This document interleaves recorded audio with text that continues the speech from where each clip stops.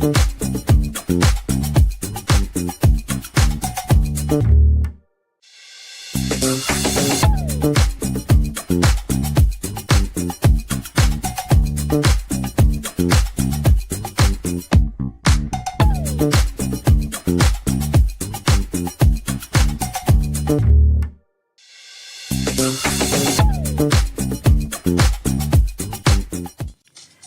morning, Dubai. This is the Lovin Dubai show with me, Casey. And I'm Parth. And we go through the big trending stories. So, of course, we're going to tell you the location of Disneyland Abu Dhabi as our first story.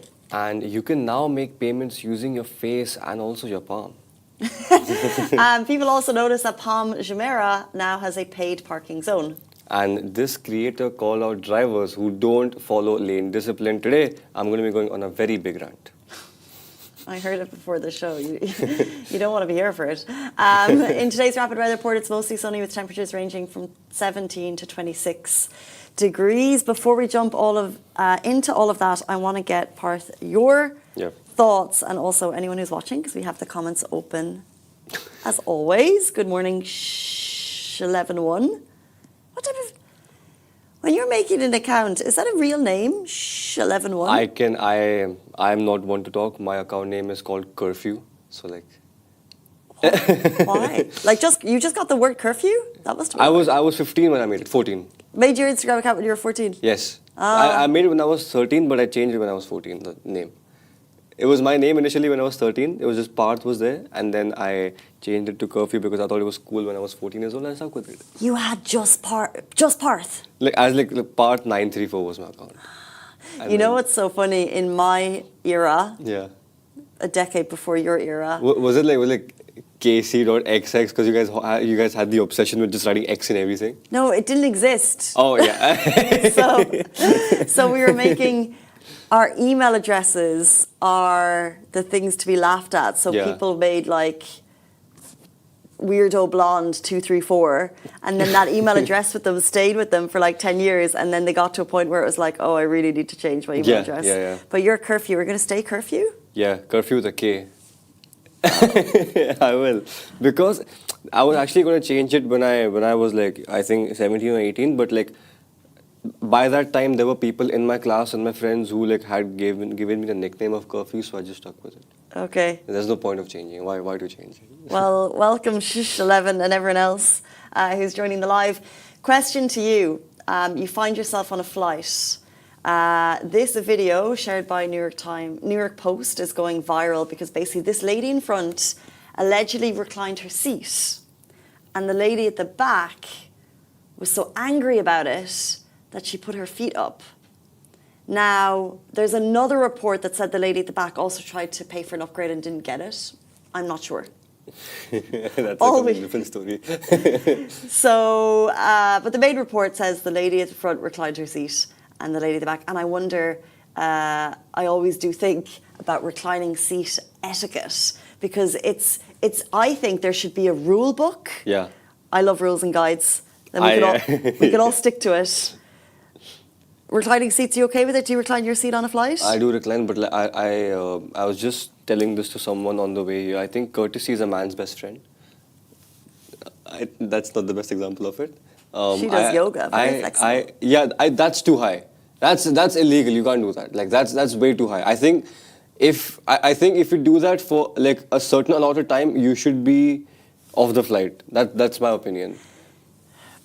But I just want to get your thoughts on the reclining of the seat. Yeah, reclining. When you get on a flight, of the seat, do it. Because you're okay with seat reclining? It's there for a reason. Do it. But obviously, do it to an extent that you know that there is someone behind you. You're on a flight. Don't go like... But it's like there to be... That's what it's for. You don't go the whole way back?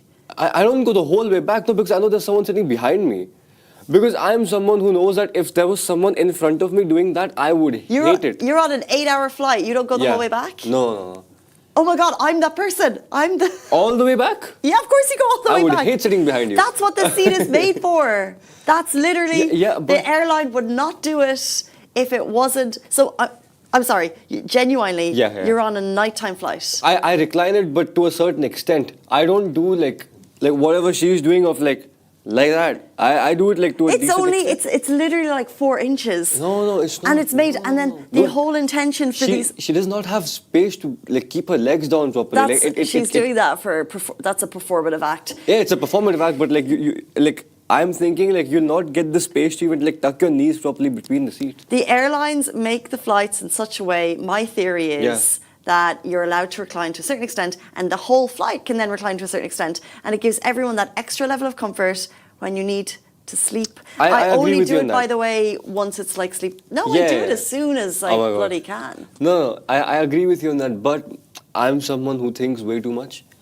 If everyone reclines, the person sitting in the back will be the one suffering the most. No, that makes no Yes, difference. The because seats there's are- because that they'll makes have absolutely no don't they have difference. like limited like reclining area compared to the rest of the flight? I've never sat in like the back, so I don't know. But it makes no difference if a person in row 1 reclines their seat. Yeah. It doesn't make any odds to person No, in I'm row saying 7. like, if it goes like a domino effect. Of course, no. The flight will also allow for the person in the back seat to have that little recline. It's 4 inches. Am I the you know when you don't? There's always like one stubborn mule. That's a nice way to say it. And if you don't realise who it is, it's you. Kirby, do you recline your seat on flights? The amount that's given and approved by the airline? Kirby is the boss. He sits in a cockpit itself.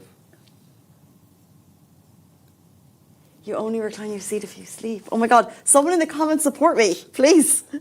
See, I'm telling you, like it's reclining to a certain extent is fine, but like not that much, dude. Like, What come did you on. say, Ujjwal? Ujjwal's on my side. I know.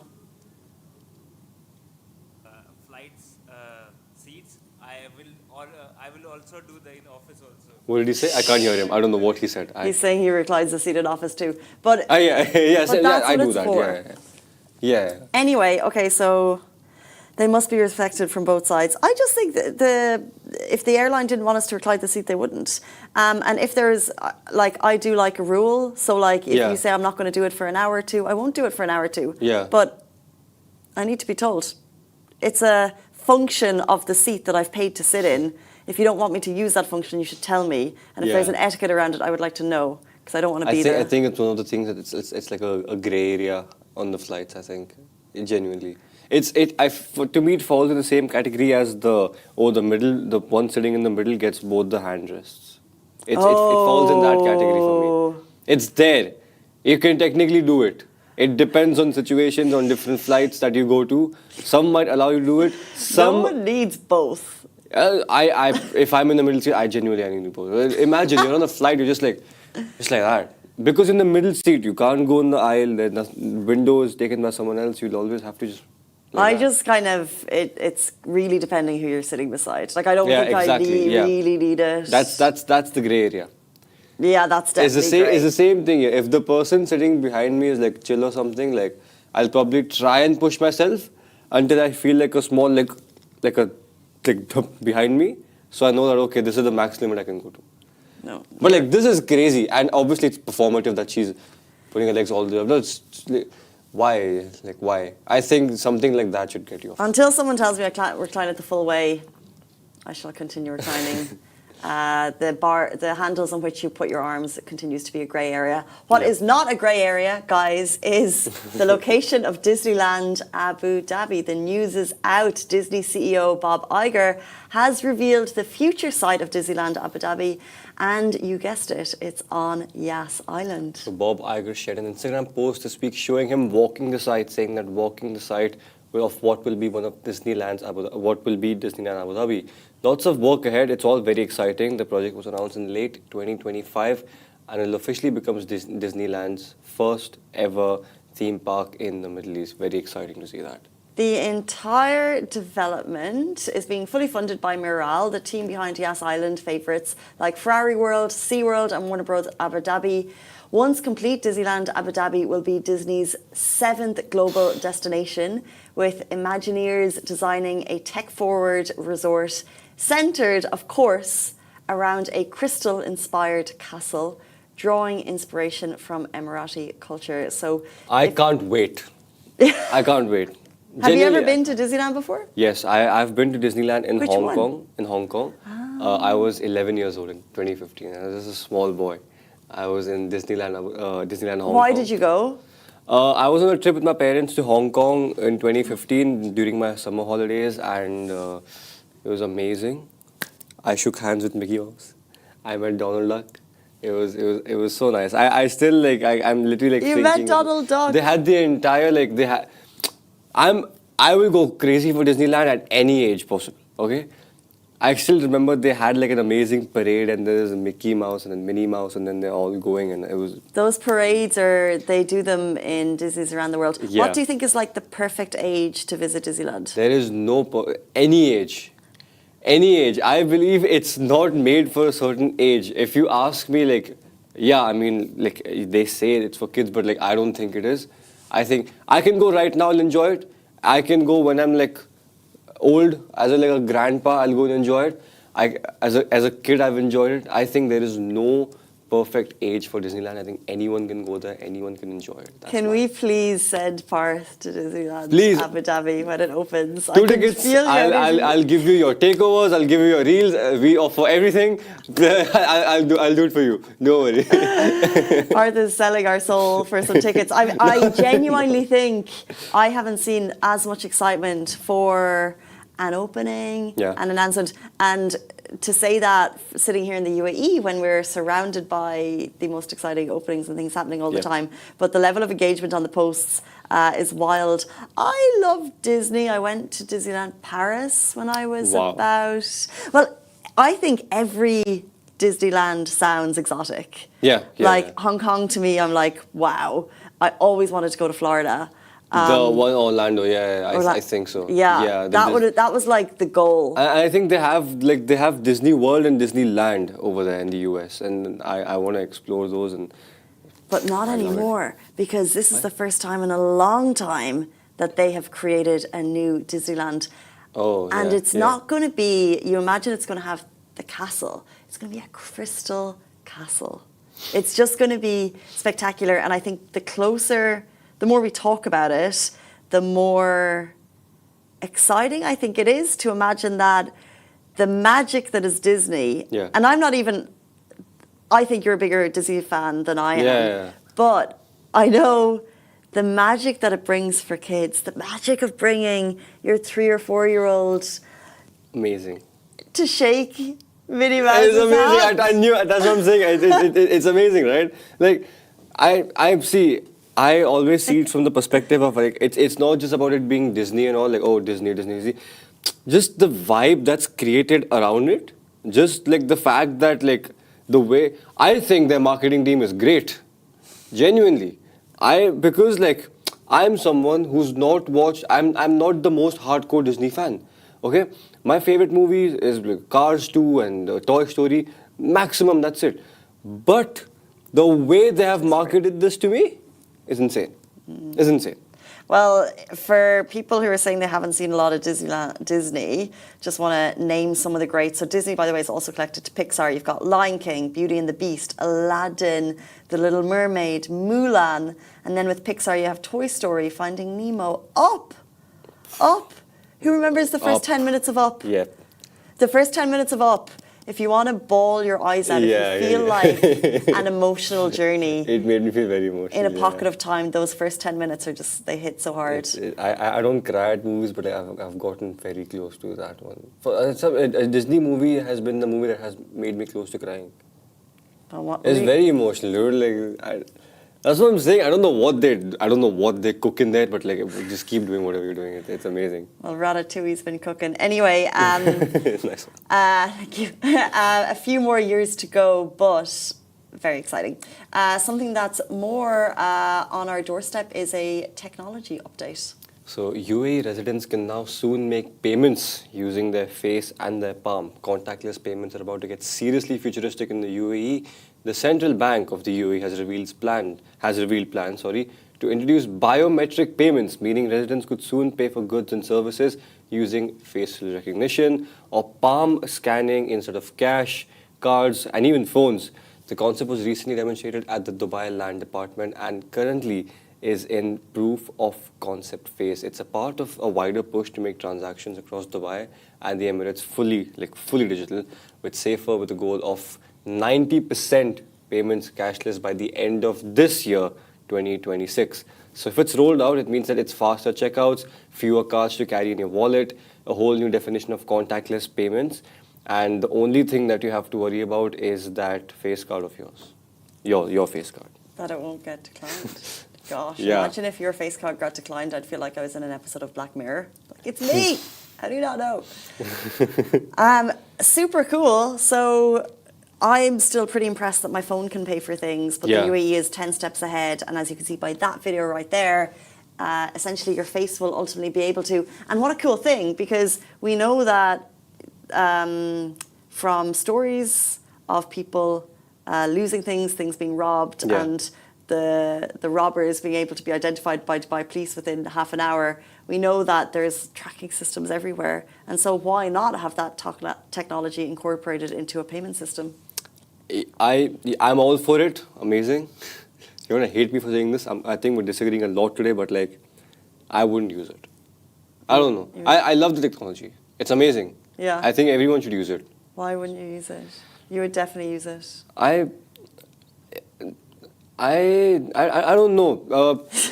I just prefer like tapping my card somewhere. I don't know. It's just a good feeling. It is a good feeling. I don't know. I think if I'm making a big transaction and they like and I use my face, I think like the only thing that they'll see is like a shock on my face. It'll just be so much quicker, right? So, you know, when you're going through an airport, like the red carpet. and you have same story. You're going through an airport. Yeah. And you arrive at DXB and you Yeah. see two lines. You see the one with the biometric systems where you just slide in your thing and you use your face. You see Yeah. that one, and the Yeah. queue is moving extremely swiftly. Yeah. Or you see the big queue over there with all of the people. Which queue are you going for? If I'm only buying a bottle of water and some chocolate, I would go for a face payment. If I'm buying something Told expensive, you. card payment. Told you. Why? Okay. Why expensive has to be card payment?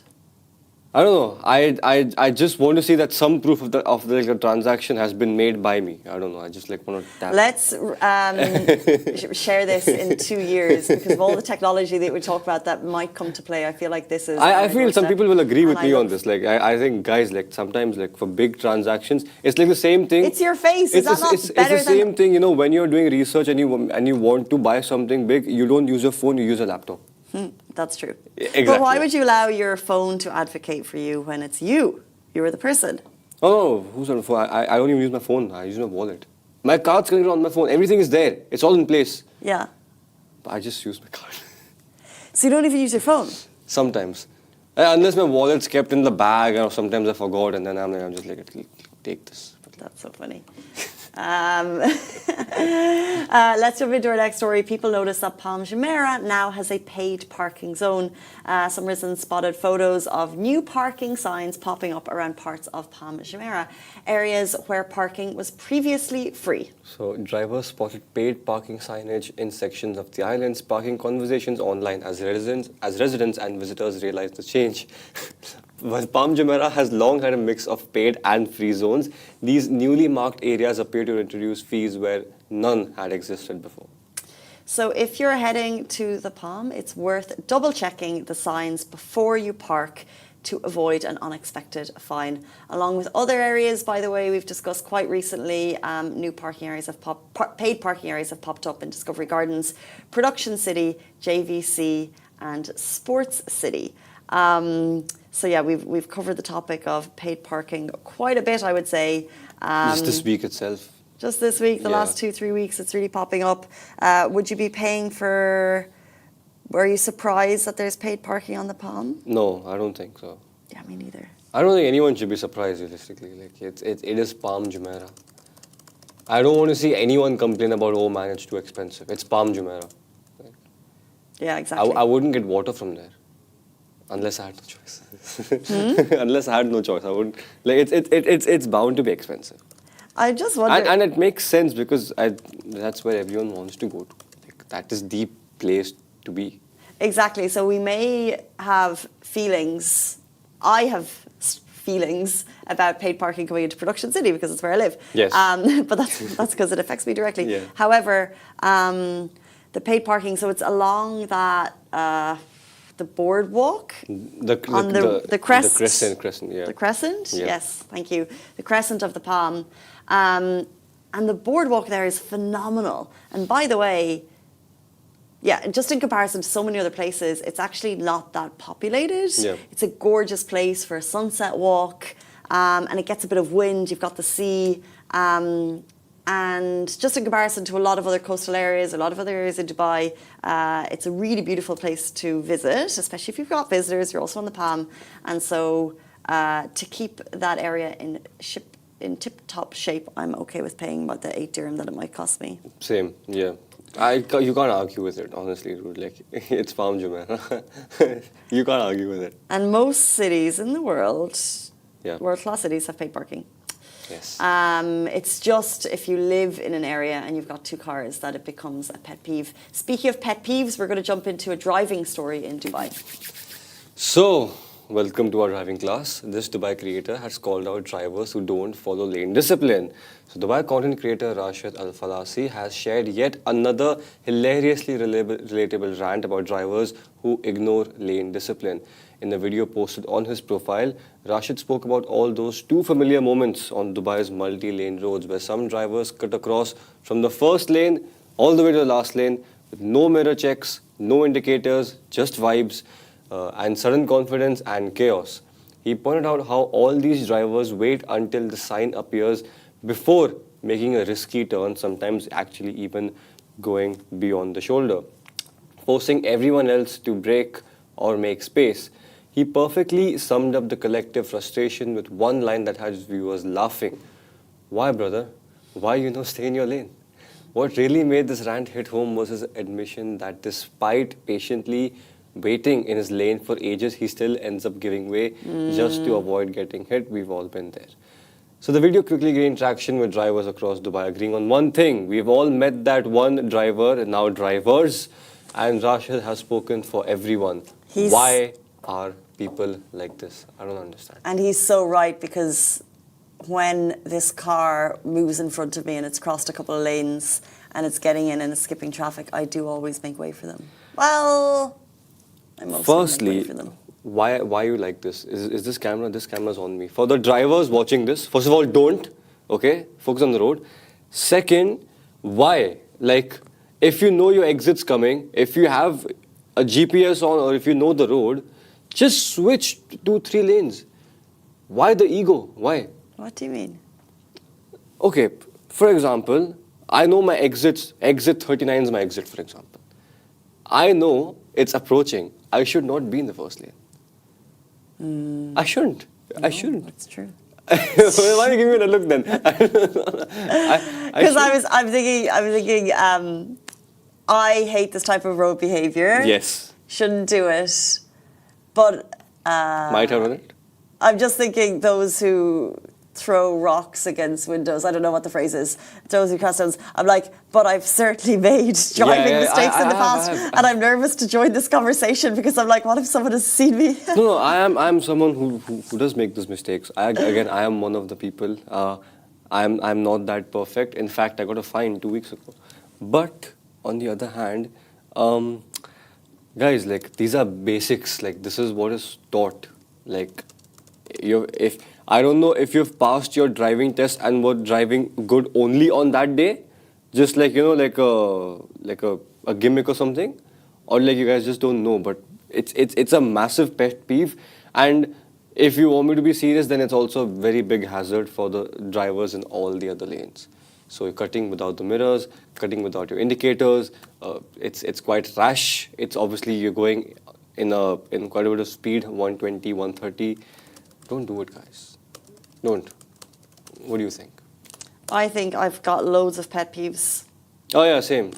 Let's start a list about of road riders, and I think we've discussed them on the show before. But then you're constantly reminded. But I'm really always surprised by people using the light flickers. Worst. I would never do that. I think it's so rude. I think the behavior in that fast lane is the worst behavior on the road. It is, and it's scary and it's dangerous. I've said this before. I am a fast lane driver. I use that lane more than I should, but Guys, it's clear outside, the weather's nice. If you're on E311 driving towards Sharjah, look on the left, you'll see Burj Khalifa. It's not that foggy. You don't need those lights.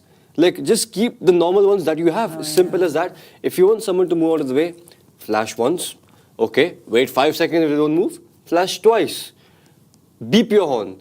But I do not want to be seeing the brightest flash of my life when I'm driving at night. It's horrible. No, it's actually dangerous. You're right. It's dangerous. Massive rant here. I've been like I'm driving in like the second or third lane sometimes at night time, and I see one car, and this guy's like, these people have like I don't want to name the car companies and all that. You guys have big lights, guys. Big, okay? Like they are. I'm in the we third. can guess. We won't name the cars. I'm in the third lane. This guy is in the left lane. 10 cars behind. I felt pity for every single person that was in front because I could see the flash still going on my side mirror on the left. It's the worst thing ever. Yeah, Guys, I agree. The lights. I genuinely think that they should find a way to control this. Either have the radar give like a 1 back to them. So like if your flash exceeds a certain, I don't know what the light. There must be a rule on that though. Like I don't think there's going to be. It's just they need to. Obviously, make sure like I'm not just talking about modified cars. That's in a way illegal to a certain extent itself. I'm just talking about like the general like manufacturing and like the base model itself. And obviously people keeping their dippers on for no reason. But like I feel personally the radar should give 1 back to you if your flash exceeds like a certain like a light limit. So if it's way too bright, the radar should like flash you. What's really interesting is we're having this discussion about pet peeves on the roads, but did you get your driving license in Dubai? Yeah. You went through the whole rigmarole? Yeah. As did I. Okay. And it's not easy. It's not long. It's not easy. Nope. I somehow got it done in like 1.5 months when I was 18 years old. I somehow got it done. But within those That's what? That's epic. Okay, thank you. No, I was saying that I passed on my second attempt of the test. The first one was some supercar who had done this exact same mistake where this guy was driving between 2 lanes while I was changing my lane. So the guy who took my test, he literally took my wheel and turned it back to the right. Because there was some stupid car, like some supercar, I don't want to name the brand, but like a white color supercar who could not drive. He did the same thing. So it's a 4-lane road. This guy comes in the left lane. I'm on the far right. I switch from the 4 to the 3rd lane.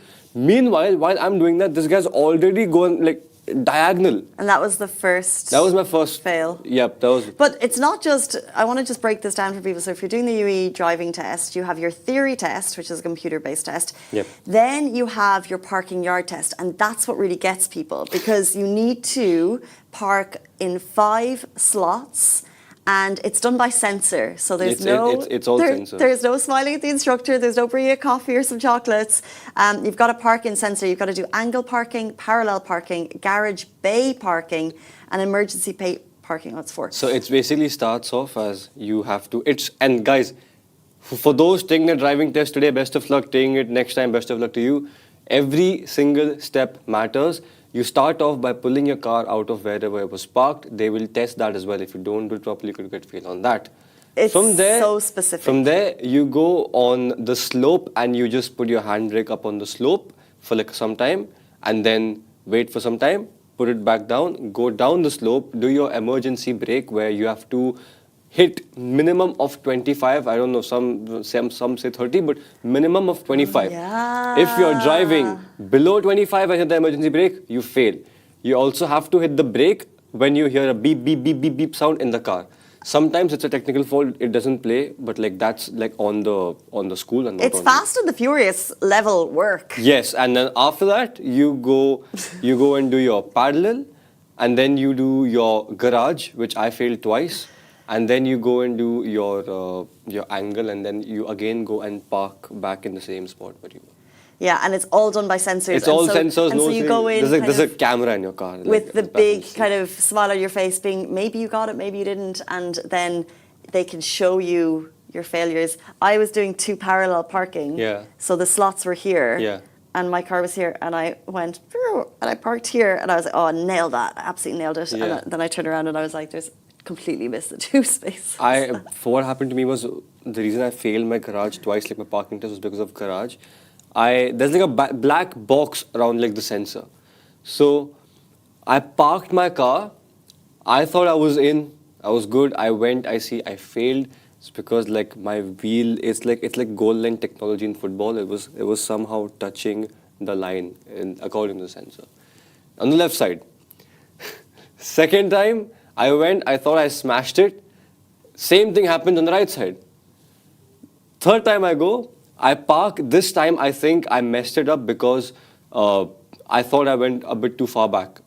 I thought like the back end of my car had exceeded the line from top, whatever it is. I thought I failed. I completed a hat trick of failures. I did like a left, right, and the back, and then I went, and then he's like, oh, pass, and it was by this much. That's It was the bit that millimeters. usually gets people. Then you have your internal assessment with your car company. Then you have your final road test. And so when you go through all of that, you'd surely be following the roads. We could sit here all day and wax lyrical, is that the phrase? Wax lyrical about road driving in Dubai, but let's park that for another day. Yeah, let's. Nice joke.